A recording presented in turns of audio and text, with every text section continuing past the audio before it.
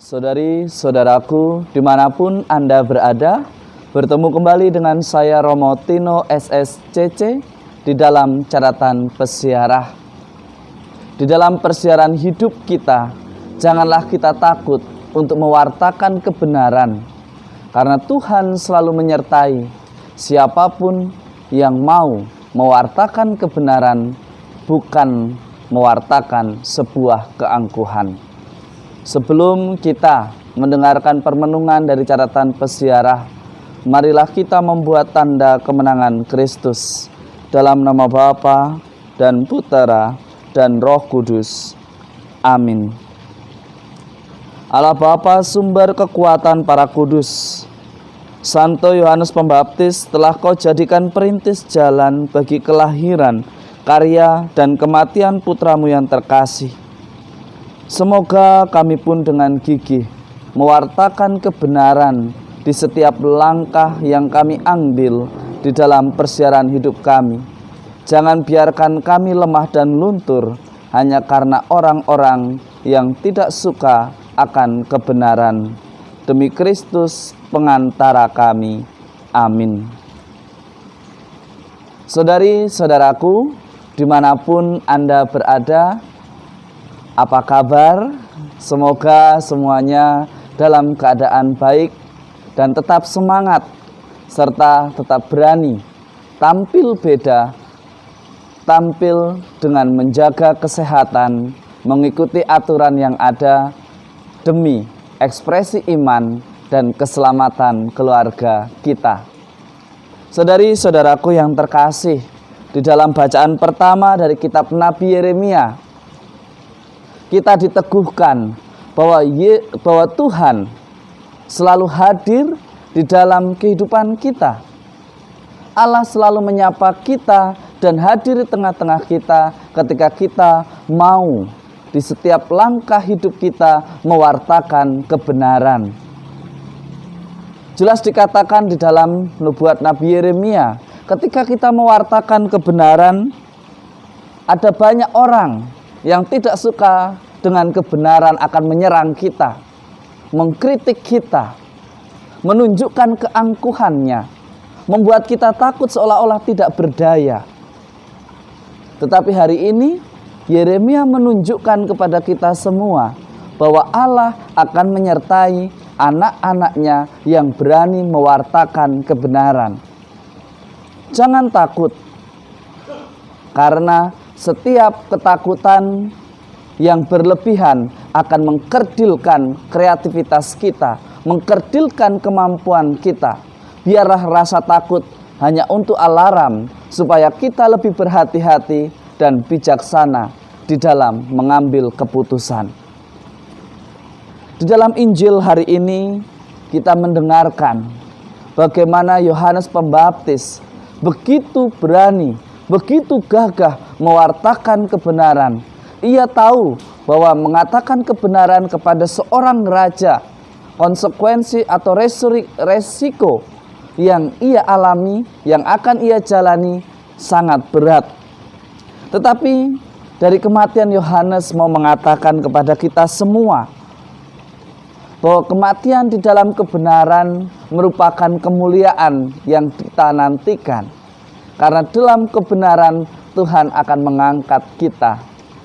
Saudari-saudaraku yang terkasih, janganlah kita takut untuk mewartakan kebenaran hanya karena dia mungkin kedudukannya lebih tinggi, atau orang yang akan kita tegur ini adalah orang yang berpengaruh, orang yang bisa dikatakan penatua, orang yang bisa dikatakan orang yang menjadi teladan. Tetapi kalau salah, katakan salah. Jika benar, katakan benar. Itulah yang ingin disampaikan dalam peristiwa kematian Yohanes yang dikisahkan di dalam Injil Markus pada hari ini. Jangan kita menjadi gentar. Jangan kita membenarkan apa yang salah hanya karena orang itu memiliki kedudukan. Hanya karena orang itu berpengaruh di dalam masyarakat. Hanya karena orang itu penatua atau pendahulu gereja. Saudari-saudaraku yang terkasih, kadang mewartakan kebenaran apa yang disabdakan Allah kita perlu untuk berkurban, tidak perlu sampai mati sebagaimana Yohanes Pembaptis alami pada hari ini. Tetapi bagaimana kita lebih berani mewartakan dengan bijak. Jangan kita mengikuti zaman di mana yang benar menjadi salah, yang salah menjadi benar. Pada zaman post-truth atau pasca kebenaran, kita diajak untuk bersaksi, berani mewartakan kebenaran berdasarkan fakta dan bukan berdasarkan cerita yang belum tentu kebenarannya. Refleksi yang kedua ialah bagaimana kita diajak untuk menjadi pribadi yang berbeda, tidak seperti Herodias yang dikritik langsung ngambek, yang dikritik langsung mencari kesempatan untuk mencari pembalasan yang tepat.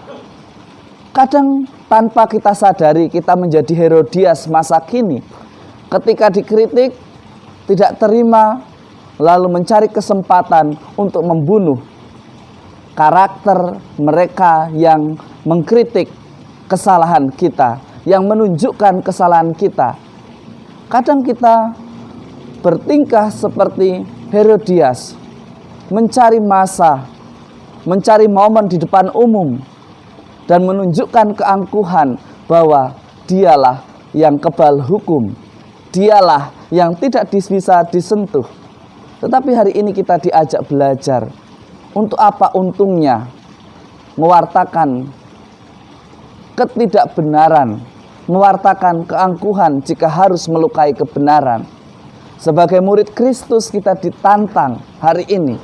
Beranikah kita mewartakan kebenaran dengan hati yang tulus, dengan pikiran yang terbuka, dan bukan dengan keangkuhan, melainkan dengan kerendahan hati.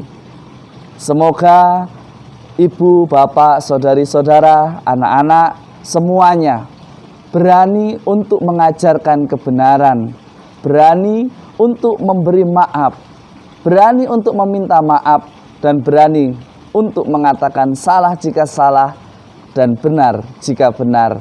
Jadikanlah hidup kita berkat dan kita pun akan hidup di dalam sukacita. Semoga Tuhan memberkati kita dalam nama Bapa dan Putera dan Roh Kudus. Amin.